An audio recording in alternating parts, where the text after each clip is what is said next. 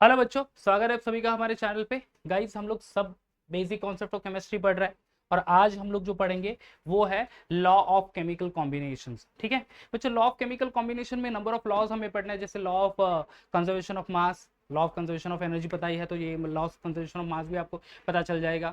उसमें new laws है like law of definite proportion, law of multiple proportion, Gay Lussac law of combining gases as well as Avogadro's law. ऐसे 5 law हमें पढ़ना है दोस्तों। इस पर्टिकुलर वीडियो में मैं तो कवर करूंगा दो first laws, that is the law of conservation of mass, और उसके बाद हम लोग पढ़ेंगे बच्चों that is law of definite proportion, और नेक्स्ट वीडियो में डेफिनेटली मैं बाकी के 3 लॉज कवर करूंगा। ठीक है, तो शुरू करते हैं गाइस। पहला law that is law of conservation of mass. Guys, आपने लोअर क्लास में पढ़ा होगा law of conservation of energy. ठीक है, जो क्योंकि मैटर है तो मैटर से ही एनर्जी बनेगी। ठीक है, what is that law of conservation of energy? That energy can neither be created nor be destroyed. ठीक है, एनर्जी किससे मिलती है बच्चों? एनर्जी मिलती है हमें किसी भी एलिमेंट से या फिर से मैटर से। Simply we can say energy मिलेगी हमें मैटर से। ठीक है, मैटर का एक स्पेसिफिक मास होगा, सो इंस्टेड ऑफ एनर्जी हमें वो एनर्जी को एनर्जी वर्ड को रिप्लेस कर देना है, किससे? मास से रिप्लेस कर देना है। तो स्टेटमेंट क्या हो जाएगा इस पर्टिकुलर लॉ का? The law of conservation of mass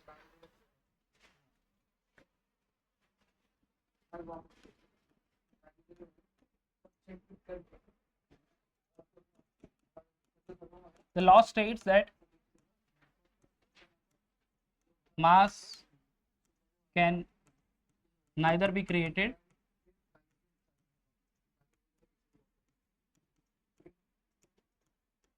nor destroyed। ठीक है, मास can neither be created nor destroyed. अब बच्चों यहाँ पे मास किसका होगा? किसी भी मैटर का होगा। ओके, तो simply we can say that matter can neither be created nor be destroyed. इसका मतलब ये है बच्चों कि अगर कोई केमिकल रिएक्शन होता है, ठीक है, तो जितना टोटल मास होगा रिएक्टेंट का, उतना ही एग्जैक्टली और equivalent mass of product form होगा। ठीक है, so simply I can write over here that is total mass of reactant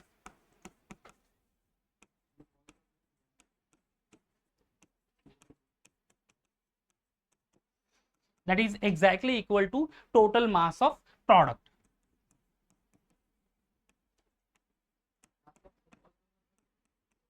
ठीक है, इसका मतलब क्या है दोस्तों? जितना रिएक्टेंट होगा उतना ही प्रोडक्ट फॉर्म होगा, बट ऑब्वियस जितना हम लोग रिएक्टेंट यूज करेंगे इन टर्म्स ऑफ मास, उतना ही प्रोडक्ट फॉर्म होगा। उससे कम हो सकता है या फिर उससे ज्यादा तो नहीं होगा, बट ऑब्वियस। ठीक है, जैसे कि एग्जाम्पल, चलो मैं एग्जाम्पल ले रहा हूँ, एग्जाम्पल ले लेता हूँ कौन सा? कंबशन ऑफ से कंबशन ऑफ कार्बन। ठीक है, तो कंसिडर करो कि कार्बन है in the solid form, that is graphite, जिसको कि मैं रिएक्ट करवा रहा हूं with the oxygen gas and there be formation of a CO2 gas, carbon dioxide ही फॉर्म होगा। ओके, अब मास अगर मैंने ले लिया carbon 1 gram, 1 gram of carbon, just I am taking the simple example, it is reacting with 1 gram of oxygen. Okay, total mass of reactant कितना है दोस्तों? 1 ग्राम है कार्बन का, 1 ग्राम ऑक्सीजन का, यानी 1 + 1 2 ग्राम हो गया। तो हमें प्रोडक्ट कितना मिलेगा? तो जो CO2 फॉर्म होगा उसका टोटल मास डेफिनेटली होगा 2 ग्राम। ठीक है, यानी कि जितना मास ऑफ रिएक्टेंट है उतना ही टोटल मास ऑफ प्रोडक्ट वहां पे फॉर्म होगा। समझ में आ रहा है बच्चों? इन अ केमिकल रिएक्शन जनरली जितना रिएक्टेंट हम लोग यूज करेंगे उतना ही या इक्विवेलेंट क्वांटिटी ऑफ प्रोडक्ट हमें वहां पे फॉर्म होगा। That is all about the law of conservation of मास। तो ये तो शायद लोअर क्लास में भी आपने पढ़ लिया है, that is law of conservation of energy. ठीक है, law of conservation of mass का स्टेटमेंट क्या है? The law states that mass can neither be created nor be destroyed. इसका मतलब ये है कि total mass of reactant is exactly equal to total mass of product in a chemical reaction. Done, चलो ये तो हो गया। अब चले जाते हैं लॉ ऑफ डेफिनेट प्रपोर्शन। ये थोड़ा सा ट्रिकी है समझने के लिए। पहले मैं स्टेटमेंट लिख लेता हूँ लॉ ऑफ डेफिनेट प्रपोर्शन का, उसके बाद एक एग्जांपल ले लेंगे, प्रिपरेशन ऑफ कार्बन का कॉपर कार्बोनेट। ठीक है, और उसके बाद फिर मैं एक्सप्लेन कर दूंगा कि हाउ दैट लॉ वर्क्स। ठीक है, now the law of definite proportion says that a given compound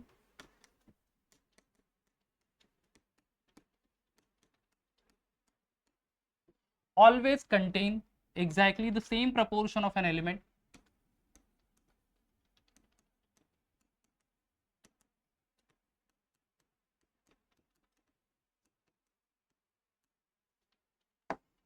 the same proportion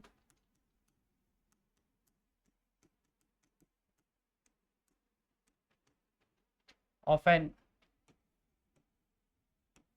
element by weight, ये उसका स्टेटमेंट है। क्या स्टेटमेंट है? A given compound always contain exactly the same proportion of an element by weight. ठीक है, same proportion of an element by weight, इसका मतलब ये है बच्चों कि कोई भी पर्टिकुलर कंपाउंड हो, ठीक है, कोई भी कंपाउंड हो, जो भी परसेंटेज होगा एक स्पेसिफिक एलिमेंट का उस पर्टिकुलर कंपाउंड में, वो सेम होगा whether we are getting that compound naturally और we are prepared that compound artificially. ठीक है, एक एग्जाम्पल ले लेते हैं दोस्तों, एग्जाम्पल से और थोड़ी सी चीजें क्लियर हो जाएंगी। एग्जाम्पल मैं ले रहा हूँ कॉपर कार्बोनेट CuCO3।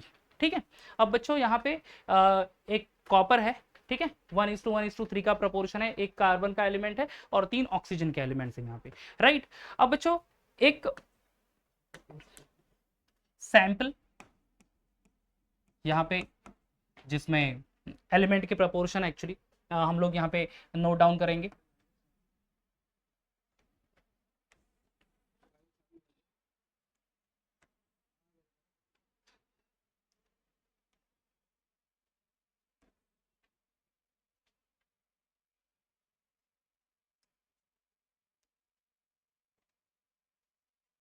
ठीक है, अब बच्चों here will go for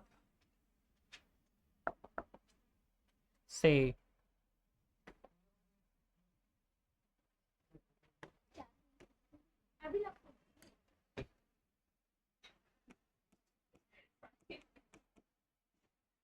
natural sample and artificial sample।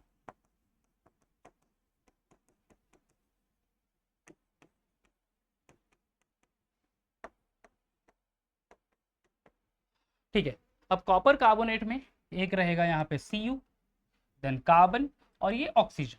ठीक है, हम लोग यहाँ पे बच्चों परसेंटेज देखेंगे, कॉपर का कितना है, कार्बन का कितना होगा एंड ऑक्सीजन का कितना होगा। देखो बच्चों परसेंट कॉम्पोजिशन कैसे फाइंड करेंगे, mass upon its molar mass. ठीक है, mass upon molar mass, mass of element, यहाँ पे हम लोग बट ऑब्वियस एटॉमिक मास ले लेंगे एंड मोलार मास यानी sum of the mass of the elements in a compound, यानी atomic mass of copper is 63.5, atomic mass of carbon is 12, atomic mass of oxygen is 16 into 3 करेंगे that is total आ जाएगा वो 48। ठीक है, तो इस तरह से परसेंट कॉम्पोजिशन हम लोग फाइंड कर सकते हैं, ये एक्चुअली हमें आगे वाले नेक्स्ट चैप्टर में भी है भी ये चीज़ है। ठीक है, अब गाइस अगर आप परसेंटेज देख लो कॉपर कार्बोनेट के, whether you are getting that copper carbonate naturally यानी नेचुरल सोर्स से कहीं पे हमने एक्सट्रैक्ट किया है कॉपर कार्बोनेट, या फिर हमने आर्टिफिशियली उसको प्रिपेयर किया है, उसको फॉर्म किया है इन द लेबोरेटरी, ठीक है, या फिर इंडस्ट्री आप कह सकते हैं, percentage of Cu will always remain 51.35। ठीक है, परसेंटेज फिक्स रहेगा दैट इज 51.35। कार्बन का परसेंट फिक्स रहेगा 9.74 एंड ऑक्सीजन का परसेंट रहेगा 38.91।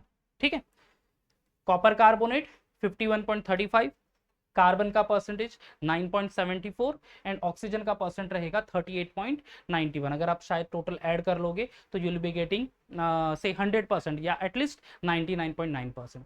सेम गाइस अगर मैंने कॉपर कार्बोनेट लेबोरेटरी में प्रिपेयर किया और मैं काउंट कर रहा हूं the percentage of copper in that compound, it will remain same. कितना आएगा वो 51.35।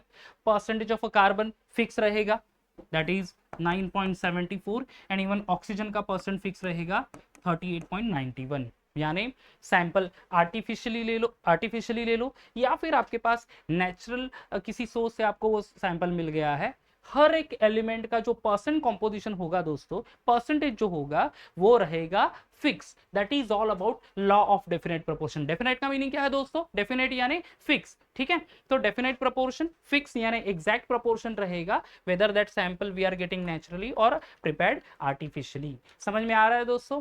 ठीक है, तो ये स्टेटमेंट याद रखना है। क्या स्टेटमेंट है? A given compound always contain exactly the same proportion of an element by weight. और फिर कोई भी एक एग्जांपल, आप यहाँ पे मैंने एग्जांपल CuCO3 का दिया है, you can take the example of water also. ठीक है, तो गाइज ये एग्जांपल बेटर रहेगा आई थिंक सो, बट ये आपको एक चीज ध्यान में रखनी होगी, ये नंबर्स आपको याद रखने होंगे कि परसेंटेज ऑफ Cu 51.35%, ये याद रखना 51.35 कॉपर का है, कार्बन 9.74 है एंड ऑक्सीजन 38.91%। अगर आप सभी ऐड कर दो तो कितना हो जाएगा, let's see, 51.35, 9.74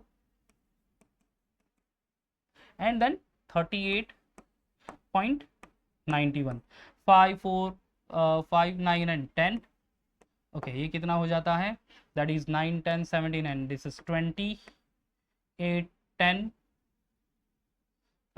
9 10 18 20 and this is okay. तो देखो बच्चों, ये परसेंटेज हो गया टोटल 100%, यानी सबके परसेंटेज मिला के एट द एंड हमें परसेंट मिल जाएगा कितना, that is 100। But individual sample ले लेंगे, नेचुरल एंड आर्टिफिशियल, तो जो एलिमेंट है उनके परसेंटेज सेम होंगे, इसीलिए इस पर्टिकुलर लॉ को कहेंगे लॉ ऑफ डेफिनाइट प्रपोर्शन। ठीक है गाइस, तो दो ही लॉ पढ़ने हैं इस वीडियो में, लॉ ऑफ कंजर्वेशन ऑफ मास, जितना रिएक्टेंट का मास होगा उतना ही आपको प्रोडक्ट का मास आपको मिलेगा। ठीक है, that is the mass can nether be created not be destroyed. And यहाँ पे लॉ ऑफ डेफिनाइट प्रपोर्शन में given compound always contain exactly the same proportion of an element by weight। ये स्टेटमेंट बच्चों याद रखना है। आई नो दैट स्टेटमेंट से समझ में नहीं आता, but you can take the help of example, example से आप आसानी से उसको याद रख पाएंगे। एग्जाम्पल कौन सा याद रखना है, CuCO3। ठीक है, कौन सा एग्जाम्पल है, CuCO3। और बट जैसे मैंने कहा कि आपको ये परसेंटेज याद रखना है, बट ऑब्वियस आपको नेचुरल सैंपल के लिए परसेंटेज याद रखिए तो वो नेचुरली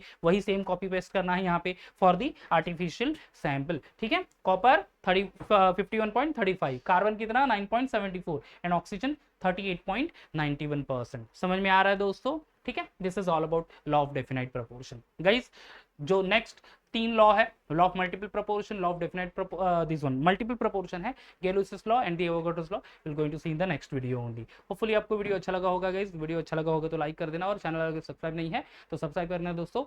मोर वीडियोस के लिए एंड मोर कंटेंट के साथ हम लोग नेक्स्ट वीडियो में मिलते हैं, तब तक bye bye and take care.